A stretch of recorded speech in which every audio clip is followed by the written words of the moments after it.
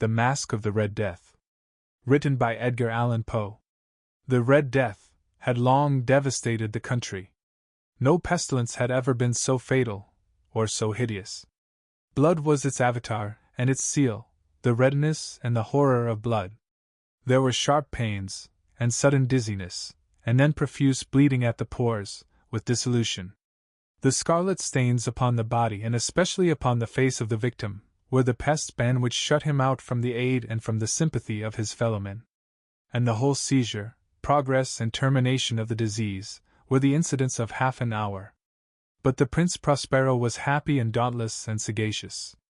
When his dominions were half depopulated, he summoned to his presence 1,000 hale and light-hearted friends from among the knights and dames of his court, and with these retired to the deep seclusion of one of his castellated abbeys. This was an extensive and magnificent structure, the creation of the prince's own eccentric yet august taste. A strong and lofty wall girdled it in. This wall had gates of iron. The courtiers, having entered, brought furnaces and massy hammers and welded the bolts. They resolved to leave means either of ingress or egress to the sudden impulses of despair or of frenzy from within. The abbey was amply provisioned. With such precautions the courtiers might bid defiance to contagion. The external world could take care of itself. In the meantime it was folly to grieve, or to think. The prince had provided all the appliances of pleasure. There were buffoons, there were improvisatori, there were ballet dancers, there were musicians, there was beauty, there was wine. All these and security were within. Without was the Red Death. It was toward the close of the 5th or 6th month of his seclusion, and while the pestilence raged most furiously abroad, that the Prince Prospero entertained his 1,000 friends at a masked ball of the most unusual magnificence. It was a voluptuous scene, that masquerade. But first let me tell of the rooms in which it was held. There were 7, an imperial suite. In many palaces, however, such suites form a long and straight vista, while the folding doors slide back nearly to the walls on either hand, so that the view of the whole extent is scarcely impeded.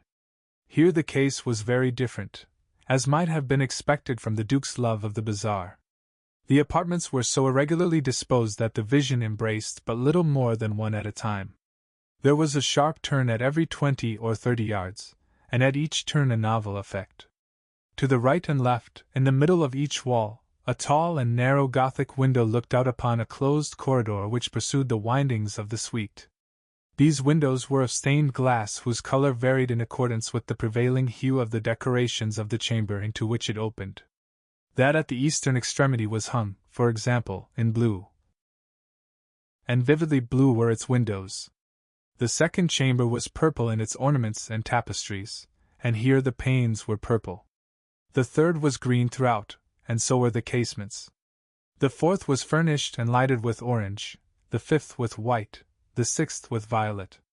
The 7th apartment was closely shrouded in black velvet tapestries that hung all over the ceiling and down the walls, falling in heavy folds upon a carpet of the same material and hue.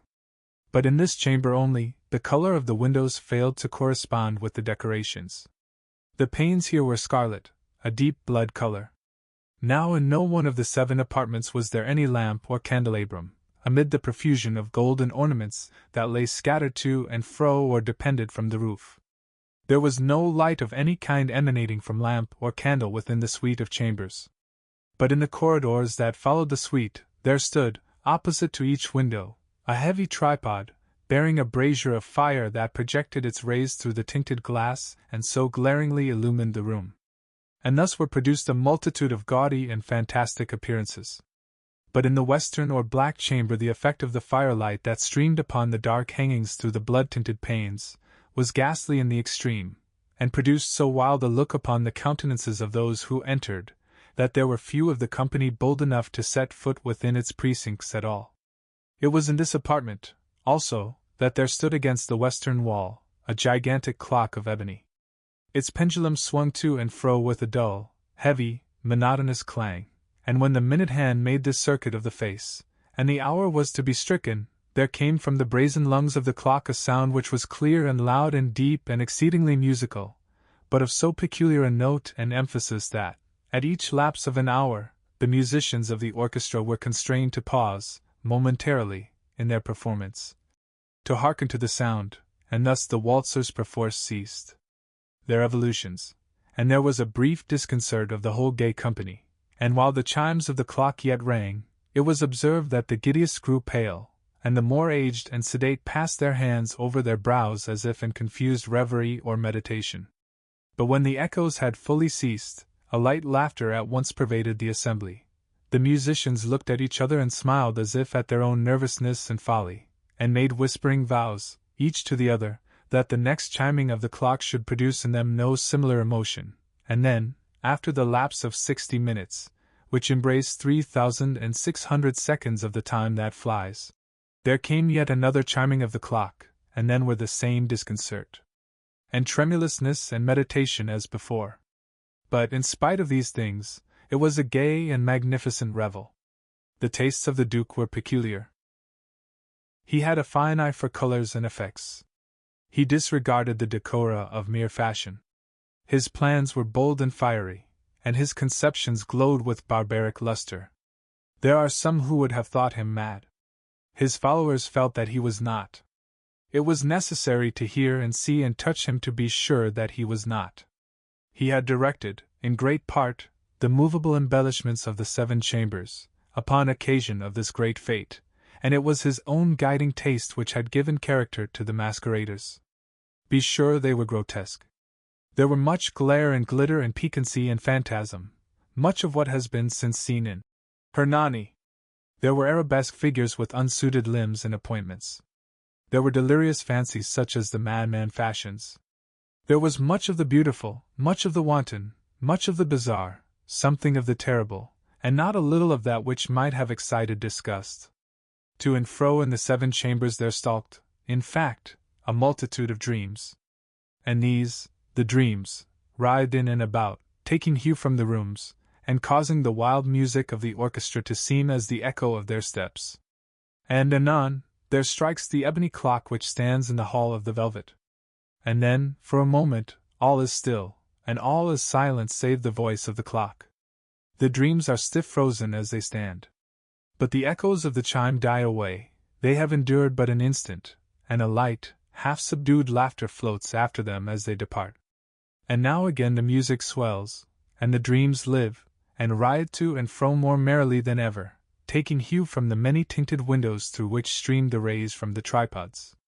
But to the chamber which lies most westwardly of the 7, there are now none of the maskers who venture, for the night is waning away, and there flows a ruddy light through the blood-colored panes, and the blackness of the sable drapery appalls, and to him whose foot falls upon the sable carpet, there comes from the near clock of ebony a muffled peal more solemnly emphatic than any which reaches their ears who indulge in the more remote gaieties of the other apartments.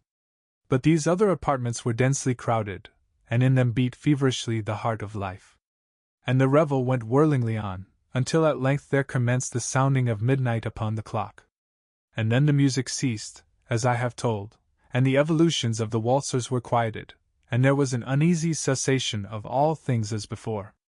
But now there were 12 strokes to be sounded by the bell of the clock, and thus it happened, perhaps, that more of thought crept, with more of time, into the meditations of the thoughtful among those who revelled. And thus, too, it happened, perhaps, that before the last echoes of the last chime had utterly sunk into silence, there were many individuals in the crowd who had found leisure to become aware of the presence of a masked figure which had arrested the attention of no single individual before. And the rumor of this new presence having spread itself whisperingly around, there arose at length from the whole company a buzz, or murmur, expressive of disapprobation and surprise, then, finally, of terror, of horror, and of disgust. In an assembly of phantasms such as I have painted, it may well be supposed that no ordinary appearance could have excited such sensation. In truth, the masquerade license of the night was nearly unlimited, but the figure in question had out-Herod, and gone beyond the bounds of even the prince's indefinite decorum. There are chords in the hearts of the most reckless which cannot be touched without emotion. Even with the utterly lost, to whom life and death are equally jests, there are matters of which no jest can be made. The whole company, indeed, seemed now deeply to feel that in the costume and bearing of the stranger either wit nor propriety existed. The figure was tall and gaunt, and shrouded from head to foot in the habiliments of the grave.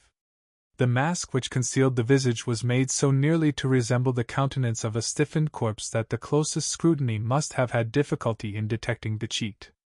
And yet all this might have been endured if not approved by the mad revellers around. But the mummer had gone so far as to assume the type of the Red Death. His vesture was dabbled in blood, and his broad brow, with all the features of the face, was besprinkled with the scarlet horror. When the eyes of Prince Prospero fell upon this spectral image, which with a slow and solemn movement, as if more fully to sustain its role, stalked to and fro among the waltzers, he was seen to be convulsed, in the first moment with a strong shudder either of terror or distaste, but, in the next, his brow reddened with rage. "Who dares?" he demanded hoarsely of the courtiers who stood near him. "Who dares insult us with this blasphemous mockery? Seize him and unmask him, that we may know whom we have to hang at sunrise, from the battlements." It was in the eastern or blue chamber in which stood the Prince Prospero as he uttered these words. They rang throughout the 7 rooms loudly and clearly, for the prince was a bold and robust man, and the music had become hushed at the waving of his hand. It was in the blue room where stood the prince, with a group of pale courtiers by his side. At first, as he spoke, there was a slight rushing movement of this group in the direction of the intruder, who at the moment was also near at hand, and now, with deliberate and stately step, made closer approach to the speaker.